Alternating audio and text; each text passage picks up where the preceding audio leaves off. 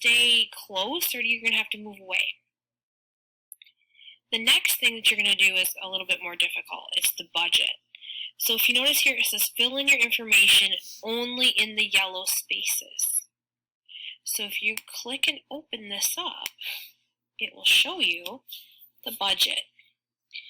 So the yellow spaces are the spaces that you can edit.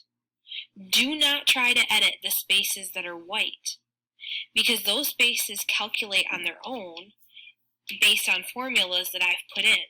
So if you try to alter those, it won't work out for you. So you will decide based on your slideshow what income you will be making with your chosen career and put it in this yellow spot.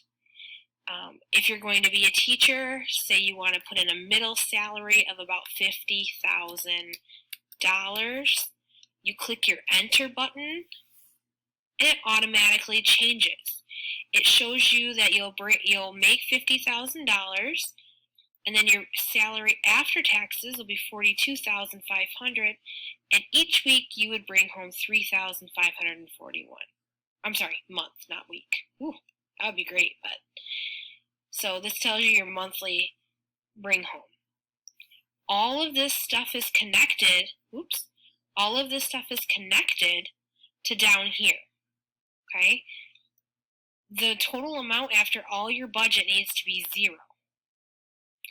Any money that you have left over can go into your savings. Notice that I am negative $14,000 right now, so obviously my budget is not going to work. So say I put in that $50,000. That's my salary per year. It now has calculated how much per month I'm going to bring home.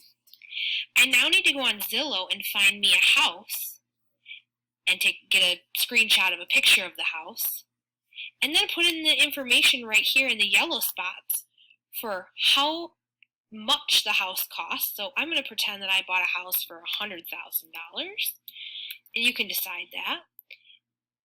And I think I'm going to take a 15-year mortgage, and I believe it's already changed it for me, $790. Notice how this self-calculated. If I was to change this 15 to a 30 and click enter, it would change it then even further, but I'm going to keep it at a 15-year mortgage. The next thing it'll have you calculate here is your college debt. Tuition per year, room and board, those things you should already know or be able to look up on Zillow. So I'm just going to say that it was $14,000. I'm going to leave those numbers, and then I'm going to say I don't need to be in school for 8 years because I'm not going to be a doctor. I'm going to be a teacher. I'm going to put 4 years, and then I'm going to put number of years I want the loan. Again, only changing those yellow numbers. I'm going to put that I would take out a 20-year loan on that, and that's my monthly payment. Now my car loan, you're going to go find a car online and then put the amount right here. I am not going to be able to afford a $50,000 vehicle, I can tell you right now. So I'm going to put in something like a $20,000 vehicle.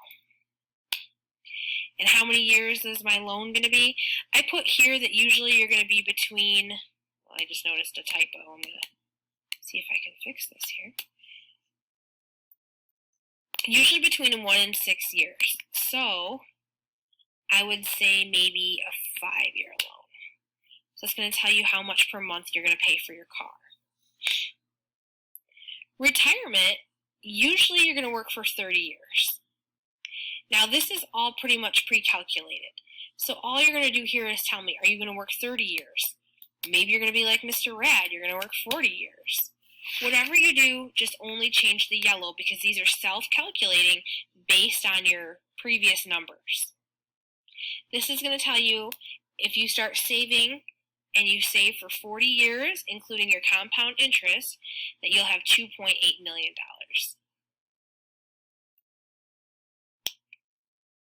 Now, here's your bills. These things you have to decide in the yellow.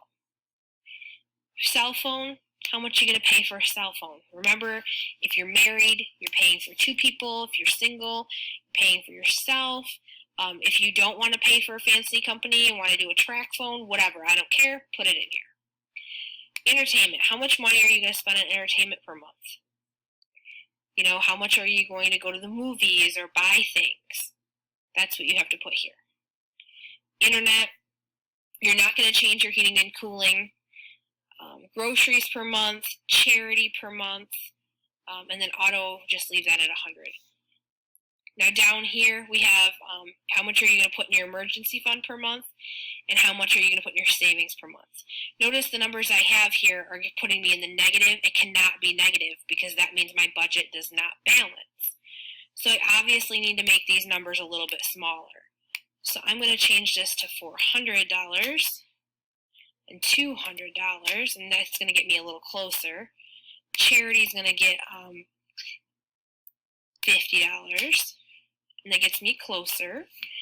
But notice there's some things up here that I'm going to need to change in order to make this number not negative.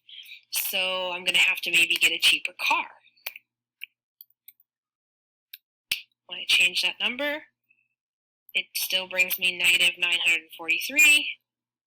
So what else can I do? I can take a 30-year mortgage instead of 15. I'm still negative 689. So entertainment's going to go down to 100. My groceries are going to have to be cut as well. And you get the gist here, right? That you change your numbers. Now I'm plus $10. So I have to add $10.49 to this. So this would be $210.49. And now I'm at 0 and my budget balances. It's pretty simple. You only change the yellow spots and it self-calculates. You will take screenshots of these different sections, and put them on your slideshow. I have provided a slideshow for you for this week, so that way you can see exactly how I want it to be, just like I have in the weeks prior. So you'll have to see that for what I'm talking about. But I did want to explain to you this fancy schmancy budget. So if you have any questions, email me or call me or text me, and I can help you figure it out.